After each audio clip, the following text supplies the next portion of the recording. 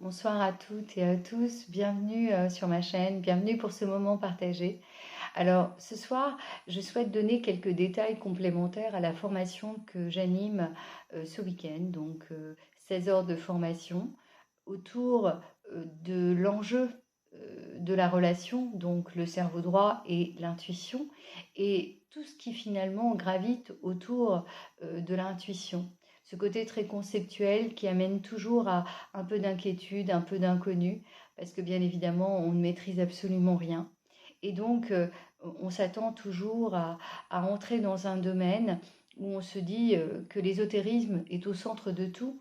Et pourtant, le mot ésotérique indique intérieur. Ce qui veut dire qu'on commence toujours à l'intérieur de soi et aller explorer nos zones d'ombre pour pouvoir justement aller chercher la lumière. Et peut-être que la lumière, c'est ce cerveau droit qui s'allume comme pour nous orienter un peu autrement. D'ailleurs, lorsqu'on est empreint d'intuition et lorsqu'on vit avec cette intuition, eh bien, on n'a plus vraiment peur du lendemain. On n'a plus vraiment peur du regard des autres. La confiance et l'estime de soi sont complètement présents, mais il y a aussi cette envie d'aimer la vie au-delà de tout. Alors, ça rend heureux, oui, ça rend vraiment heureux et ça nous permet d'imaginer le meilleur pour nous plutôt que d'imaginer le pire. Alors c'est vrai qu'aujourd'hui, on assiste à des reconversions, à des changements de vie, à des souhaits de bien-être plus forts, mais peut-être que ces prises de conscience viennent de l'activation d'un cerveau droit qui rappelle à chacun d'entre nous que l'on ne peut pas être juste des robots, que l'on ne peut pas être simplement dans l'idée d'avoir un job, de fonder une famille et puis de ne pas quelque part sortir du cadre. Bien sûr qu'on a besoin du cadre et on n'en sortira pas parce qu'on active l'intuition. Mais ce qui est important dans ce travail d'apprentissage, dans cet apprentissage de 16 heures, c'est tout simplement de découvrir comme c'est possible, d'aller chercher plus loin. Alors, qu'est-ce qui fait qu'on réussit et qu'on s'intéresse à tout ça?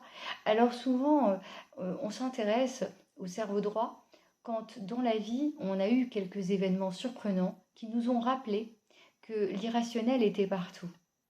Alors, ça peut être le cas des dirigeants, notamment un dirigeant qui se rend compte euh, que tout simplement, il essaie, au travers de chiffres, qu'il essaye, au travers de décisions stratégiques, de changer le management de sa structure et qu'effectivement, c'est bien une décision prise dans l'urgence qui lui permet d'aller chercher l'information ou la solution qui lui permet de se mettre dans une réussite.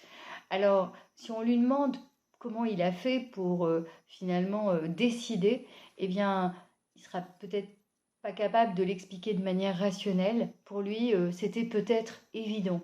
Mais c'est peut-être dans l'évidence que se trouve quelque part l'activation du cerveau droit. Alors, pour lui faire confiance, eh bien, il faut réussir à transformer le concept en quelque chose de pratique.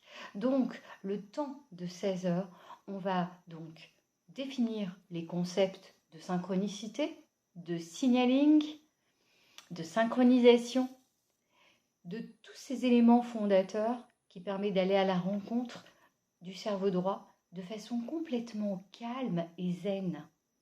Alors, vous verrez naturellement qu'à l'issue du stage, eh bien, ce sera facile pour vous de laisser cette intuition s'activer. Alors souvent, il y a un petit exercice que je vous propose, c'est peut-être d'écrire la phrase suivante. Si j'avais de l'intuition, eh bien, qu'est-ce que j'aurais envie de savoir? Est-ce que j'aimerais savoir qui m'appelle quand le téléphone sonne? Est-ce que je souhaite imaginer mon futur? Est-ce que le fait d'être inscrite dans le présent me permet d'avancer avec sérénité, avec confiance, avec l'idée que tout se décide au fur et à mesure? Certainement que l'aspect qui est le plus important, c'est la décision. Parce que quand je suis dans le doute, dans l'inquiétude, dans l'anxiété et l'angoisse, eh bien je ne décide plus. Je me laisse complètement porter par l'extérieur, par les autres. Je subis mon système. Donc ce qui est intéressant, c'est de se rendre compte comme on va chercher cette intuition. Alors un dernier exemple qui traduit bien l'idée directrice. Alors souvent, pour passer vers le cerveau droit ou pour aller à la rencontre du cerveau droit, souvent je passe par les tests psychométriques. Certains le savent d'ailleurs. Donc je fais passer un test intelligence émotionnelle ou un autre test du même genre. Et l'objectif, c'est de donner cette nourriture au cerveau gauche, donc celui de la raison, pour lui dire, tu as vu, il y a une partie de cet apprentissage qui est logique. Et donc, pour justement tranquilliser cette partie-là, eh bien, on passe par le test pour finalement aller vers le cerveau droit. Ce qui veut dire qu'on souhaite à tout prix éviter une résistance de l'inconscient. Mais derrière tout ça, il y a une autre exploration merveilleuse, c'est la conscience. La conscience, c'est ce tout petit supplément d'âme. C'est ce qui fait que vous êtes au-delà de tout. Alors certains diraient c'est l'âme, c'est bien plus que l'âme.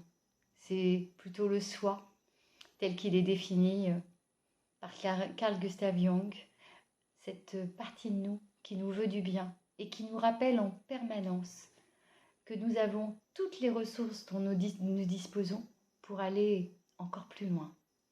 Alors, je vais profiter de ce moment pour vous indiquer les prochaines dates qui auront lieu autour de cette formation, qui finalement est une formation essentielle pour la suite, puisqu'elle ouvre le bal, mais surtout le champ des possibles, et elle permet à l'information de circuler.